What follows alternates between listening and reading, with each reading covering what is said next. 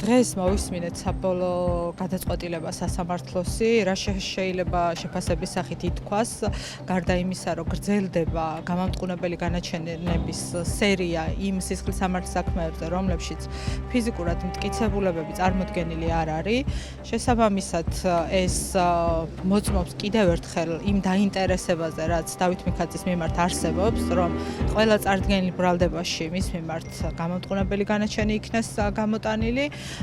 საზოგადოებისთვის განმარტავ, როდესაც აქ დაცვის მხარე ჟურნალისტებთან ამბობს, რომ საქმეში მტკიცებულებები არ არის, არ ამბობს ამას იმიტომ, რომ ასე უნდა თქვას, რადგან დაცვის მხარეს წარმოადგენს. სრული პასუხისმგებლობით ვაცხადებ, ამ სისხლის სამართლის საქმეში, როგორც ლევან ჯანგოლაძის მკვლელობის ორგანიზების სისხლის სამართლის საქმეშიც, მტკიცებულებათა სტანდარტი, რაც ქართული კანონმდებლობით არის დადგენილი, არ არსებობდა არც ერთ ეპიზოდში. შესაბამისად, ამ საქმეზეც გაგრძელდება ბრძოლა პირველ ეტაპზე ზემდგომი ინსტანციის სასამართლოებში, ხოლო საბოლოოდ მივმართავთ ადამიანის უფლებათა ევროპულ სასამართლოს, შესაძლებელია ეს ორივე საქმეზე ერთობლივად მოხდეს ერთიან კონტექსტში.